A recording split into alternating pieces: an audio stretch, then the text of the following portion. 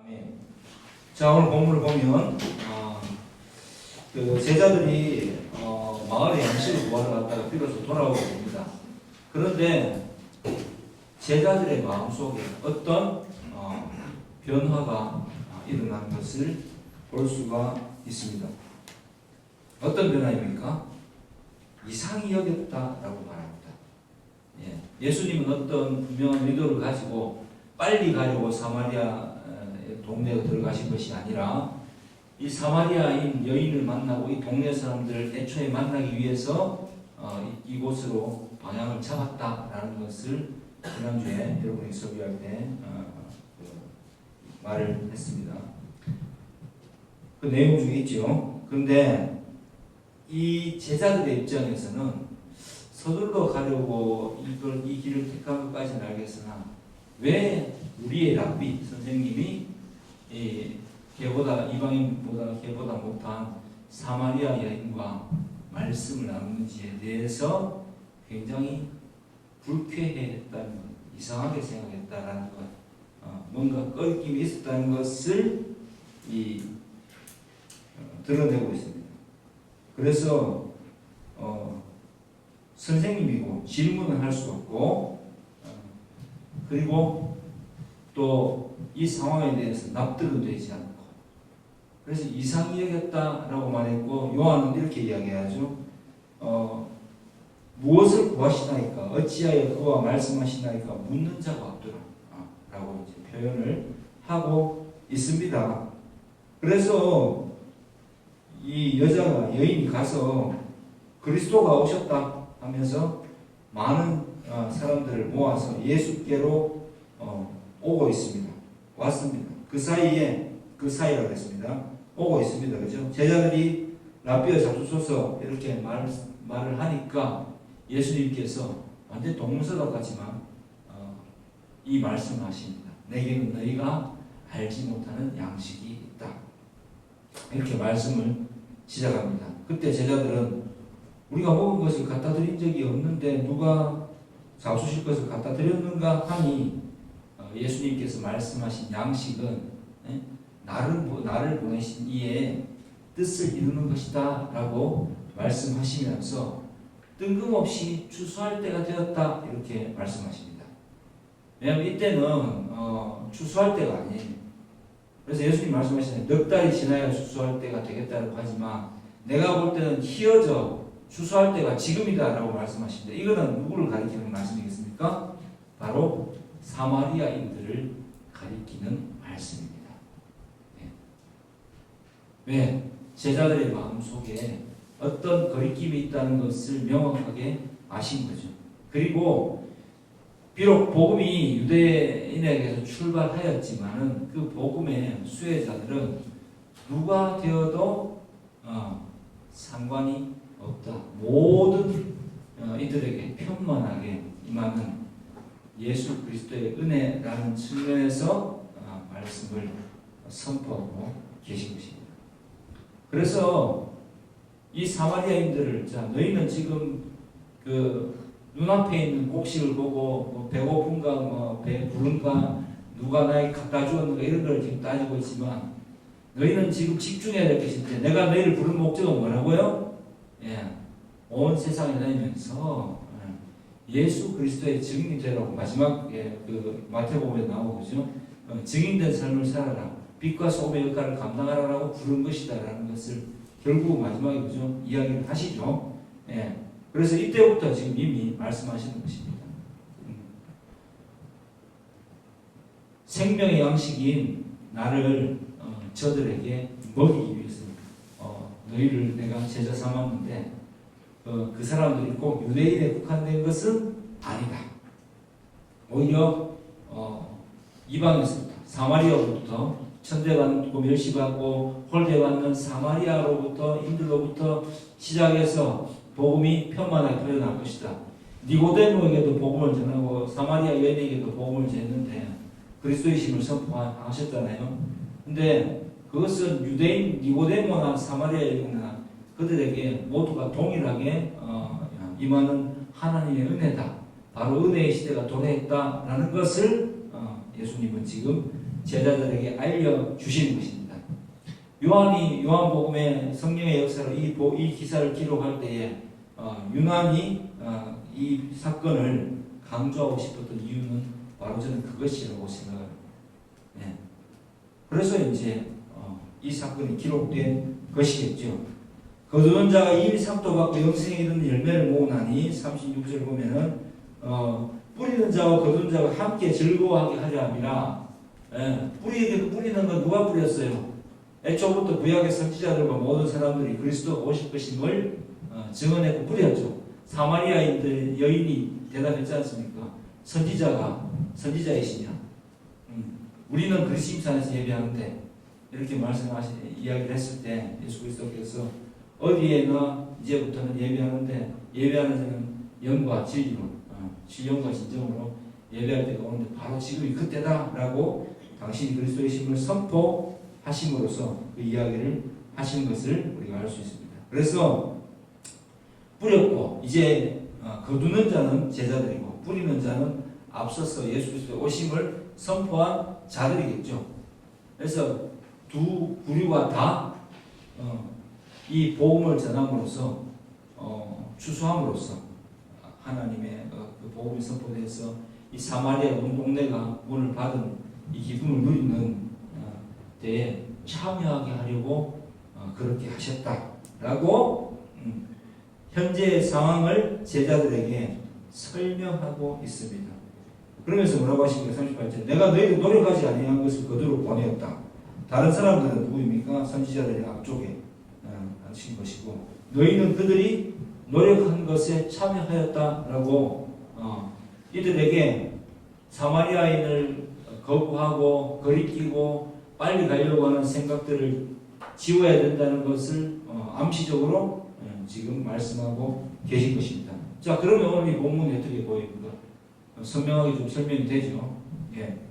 그리고 나서 이제 여자의 말이 내가 모든 것을 그가 내게 말하였다 증언했기 때문에 그 동네 중에 많은 사마리아인이 예수를 어떻게 믿었겠어요? 그리스도로 믿었다.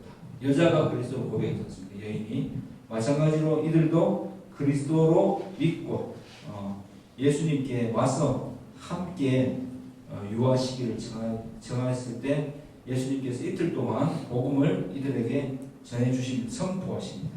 예. 예수의 말씀 때문에 더욱더 믿는 자가 많아지니까 이 사람들이 여인에게 말합니다. 처음에는 네가 변한 것을 보고 우리가 예수님에 대해서 호기심을 가지고 접근했는데 예수님을 직접 만나서 이야기를 듣고 이틀 동안 들어보니까 이제는 그의 예수 그리스도의 말씀 때문에 우리가 믿게 되었다. 그가 참으로 그리스도이시다라고 고백을 합니다. 자, 오늘 설교된 말씀을 체험을 합니다. 이 본문을 제가 이제 풀어서 설명드렸습니다. 제자들은 오랜 기간 동안 선포해왔던 선지자된 그 그리스도의 초림하심에 대한 생각이 둔화해졌습니다. 유대인들은. 그래서 그 말씀이 육신이 되신 이 그리스도를 체험하는 것이 온전히 되지 않았다는 것을 볼 수 있습니다. 그래서 예수님께서 이 제자들을 깨우쳐 주시죠. 제자된 우리는 어떤 것에 집중해야 되겠습니까?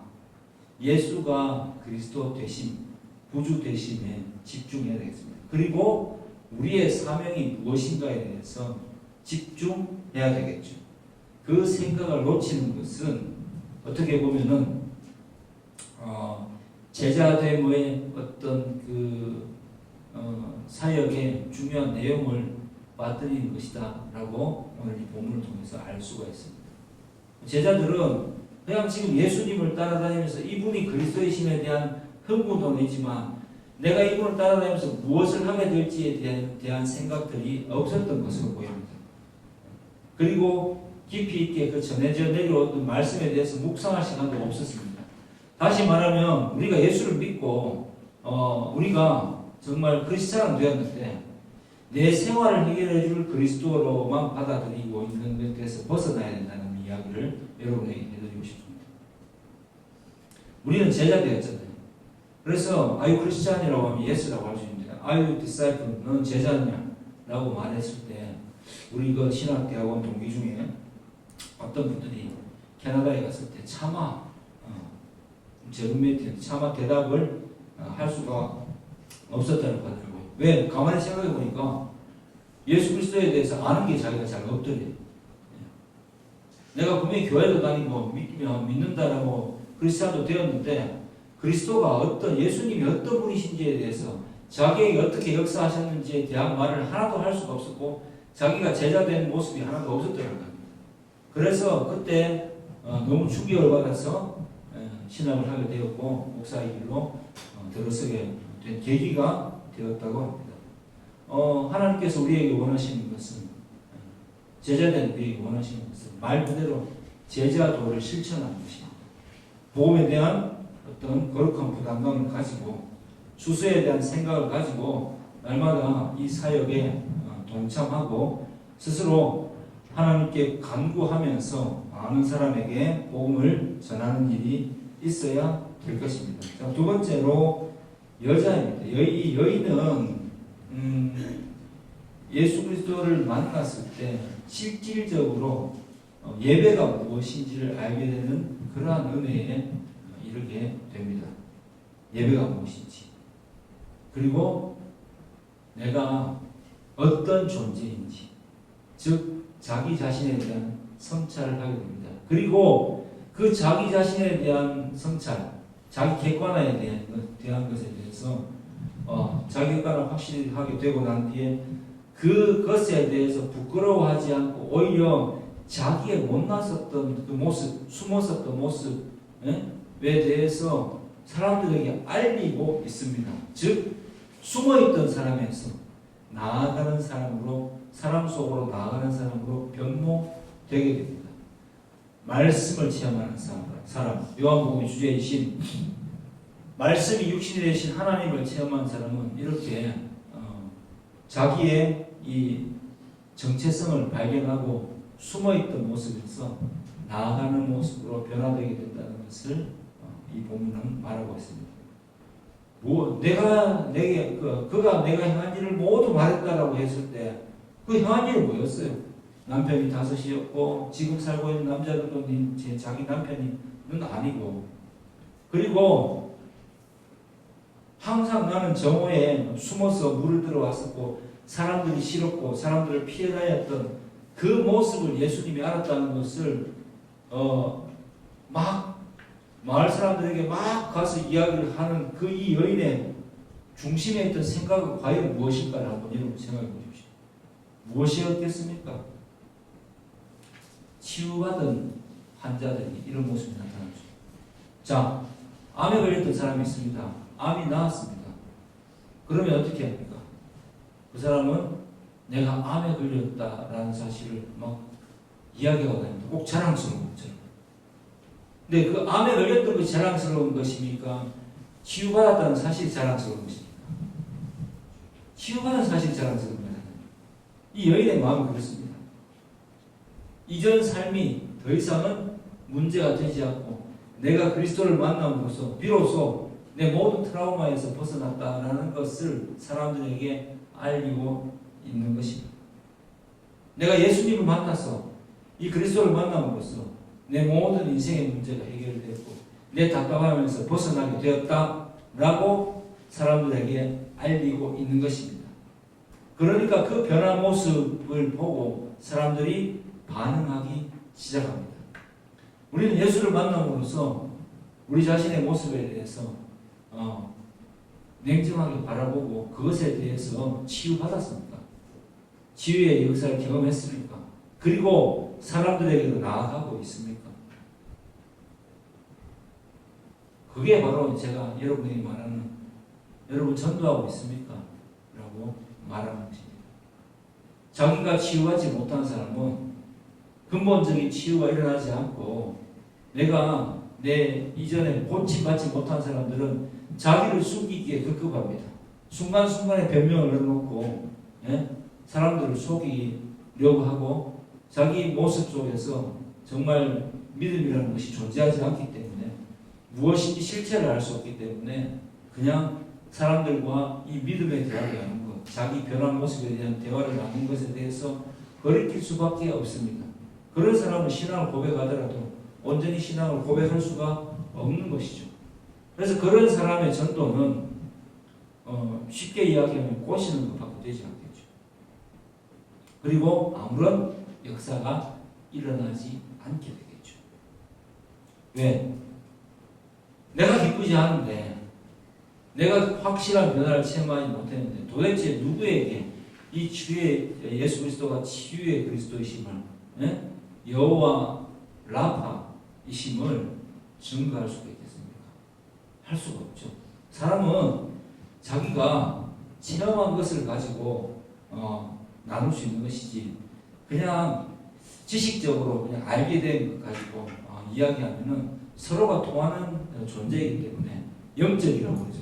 영적인 존재, 하나님의 형상을 받은 존재이기 때문에 그것이 자연스럽게 전달이 됩니다. 오히려 우리 안에 교회에서 서로 진짜 가짜를 알아보기는 힘들지만 바깥에 있는 외부에 믿지 않는 사람들을 만났을 때 그 사람들이 이 사람은 진짜 예수 믿는 사람이다, 아니다, 훨씬 더 쉽게 잘 알아봅니다. 왜? 그 사람들이 예수 믿는 기준도 모르는데 왜 그걸 알 수 있을까요? 바로 여인의 모습 같은 모습이 있어야 되기 때문입니다. 우리는 우리 자신을 보호하면서 뭔가 이 기독교에 헌신하려는 생각을 가지고 있습니다. 하지만 여러분이 하나님 말씀하신 진정으로 치유를 받았다면 나 자신을 보호할 필요가 없다는 생각을 하게 됩니다. 무슨 이야기냐면은 이미 치유받았으니까 아픈 과거의 내 모습, 그릇된 내 모습이 더 이상 나에게 장애가 되지 않기 때문입니다. 치유받은 자는 자신의 모습을 부끄러워하지 않습니다. 왜? 나는 그 사실에 대해서 그 현실로부터 자유로워졌기 때문입니다. 그리고 오히려 그 아픔이 이제는 그 아픔이 성숙해짐으로 바뀌어서 사람들에게 복음을 전할 때 그것을 간증으로 해서 자기의 변화된 모습을 일구어낸 예수 그리스도를 증거하는 데 앞장서게 되어 있습니다. 그게 바로 사마리아 여인의 말씀을 체험한 데서 나타나는 행동입니다. 그리고 마지막으로 이 여인은 또 마지막이죠. 이 여인은 예수 그리스도가 떠나가시고 나면 이 삶을 계속 이어나가야 됩니다. 변화받았고 또 알게 된 이 사실, 사람들 속으로 나아갔습니다. 그 뒤에 이 여인은 어떤 삶을 살았는지는 성경은 말하고 있지 않습니다. 그리스도를 만났을 때 변화가 되었다는 사실은 분명히 알려줍니다. 어떻게 변화되겠습니까? 이제 더 이상 사람들을 피하지 않겠죠. 또 그냥 가만히 좋게 넘어가지는 않았겠죠. 여러 가지 말들이 또 있지 않겠습니까? 사람들이 지켜보겠죠. 언제까지 어떻게 이어가는가 보자라는 마음으로 지켜보지 않겠습니까? 저라면 그랬을 것 같아요. 그러나 그것까지도 감수하고 일상을 자기가 만난 예수 그리스도를 증거하면서 나누면서 살아갔을 것으로 생각할 수밖에 없습니다. 그래서 예수님은 이 여인을 만나셨겠죠. 온 동네를 변화시키셨겠죠. 또 마지막으로 이 마을 사람들 말씀을 체험했습니다. 여인을 통해서 말씀을 듣고 그리스도를 직접적으로 만남으로써 그리스도의 말씀을 듣고 구체적인 내용은 기록되지 않기 때문에 알 수 없지만 친히 듣고 그가 참으로 세상의 구주이신 줄 알게 되었다라고 고백하고 있습니다. 이것이 바로 말씀을 체험한 자의 삶에서 나타나는 특징들입니다. 제자들은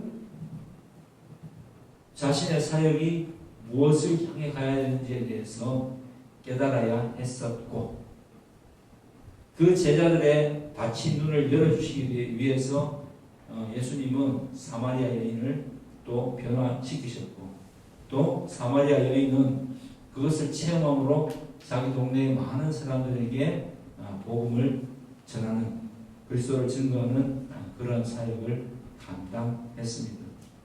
오늘 본문 어떻습니까? 여러분, 이 본문이 잘 보입니까? 우리도 여기에 나온 이 사람들처럼 말씀을 체험하고 내 진짜 그리스도를 온전히 만나고 그리고 말씀 안에서 치유를 경험하시기를 체험하시기를 주의 축복합니다. 구하여야 합니다. 그리고 이 본문을 통해서 예수 그리스도의 그리스도 되심을 오늘 성령께서 만나게 해주시기를 주의 축복합니다. 먼저 구해야 되고 먼저 만나야 됩니다. 그리고 자신의 자기 자신을 숨기려는 모습에서 빠져나와야 됩니다.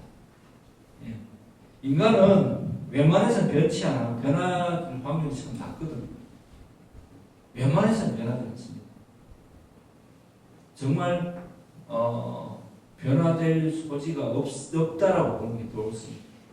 변화되는 딱 한 포인트가 있다면 바로 성령께서 찾아오신 그리스도를 만나게 된만이 인간의 삶에 인간의 의식의 변화를 진정한 변화를 일으키는 요소입니다.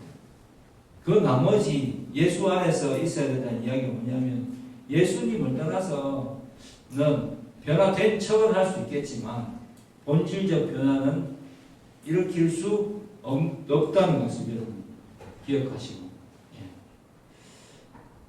예수 그리스도를 온전히 만나고 자기 자신을 제대로 들여다보고 자기 자신의 어떤 그 답답한 모습에서 벗어나서 진짜 숨지 말고 사람에게로 나아가서 사람들에게 복음을 증거하는 복음의 증인이 되기를 주의 축복합니다. 기도하겠습니다.